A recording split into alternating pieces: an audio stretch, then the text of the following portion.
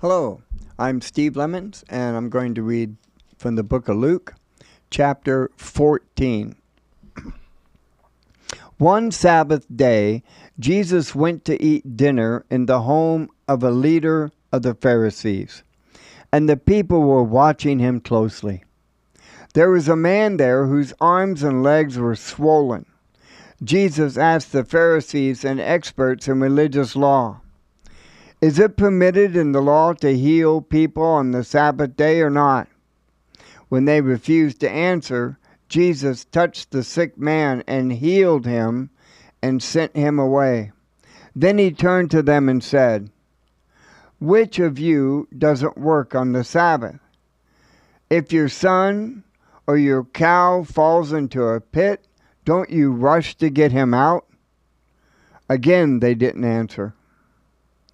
When Jesus noticed that all who had come to the dinner were trying to sit in seats of honor near the head of the table, he gave them this advice. When you are invited to a wedding feast, don't sit in the seat of honor. What if someone who is more distinguished than you has been invited? The host will come and say, "Give this person your seat." Then you will be embarrassed and you will have to take whatever seat is left at the foot of the table. Instead, take the lowest place at the foot of the table. Then when your host sees you, he will come and say, "Friend, we have a better place for you." Then you will be honored in front of the other guests.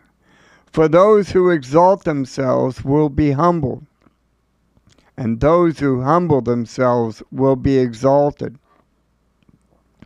Then he turned to his host. "When you put on a luncheon or a banquet," he said, "don't invite your friends, brothers, relatives, and rich neighbors, for they will invite you back, and that will be your only reward. Instead, invite the poor, the crippled, the lame, and the blind. Then at the resurrection of the glory of the righteous, God will reward you for inviting those who could not repay you." Hearing this, a man sitting at the table with Jesus exclaimed, "What a blessing it will be to attend a banquet in the kingdom of God." Jesus replied with this story.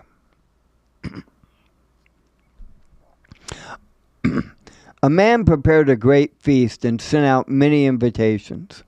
When the banquet was ready, he sent his servants to tell the guests, "Come, the banquet is ready." But they all began making excuses. One said, "I just bought a field and I must inspect it. Please excuse me." Another said, "I have just bought 5 pairs of oxen and I want to try them out. Please excuse me." Another said, "I just got married, so I can't come." The servant returned and told his master what they had said. His master was furious and said, "Go quickly into the streets and alleys of the town and invite the poor and crippled, the blind and the lame." After the servant had done this, he reported, "There is still room for more." So the master said, "Go out into the country lanes and behind the hedges and urge anyone you find to come, so that the house will be full. None of those I first invited will even get the smallest taste of my banquet." A large crowd was following Jesus. He turned around and said to them, "If you want to be my disciple, you must, by comparison, hate everyone else, your father, your mother, wife and children, brothers and sisters, yes, even your own life. Otherwise you cannot be my disciple. And if you do not carry your own cross and follow me, you cannot be my disciple." But don't begin until you have counted the cost. For who would begin construction of a building without first calculating the cost to see if there's enough money to finish it? Otherwise, you might complete only the foundation before running out of money, and then everyone would laugh at you. They would say, "There's a person who started that building and couldn't afford to finish it." Or what king would go to war against another king without first sitting down with his counselors to discuss whether his army of 10,000 could defeat the 20,000 soldiers marching against him? And if he can't, he will send a delegation to discuss terms of peace while the enemy is still far away. So you cannot become my disciple without giving up everything you own. Salt is good for seasoning, but if it loses its flavor, how do you make it salty again?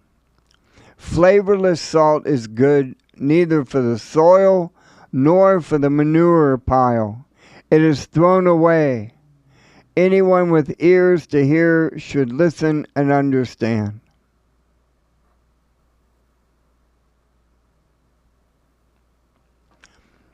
Luke chapter 14.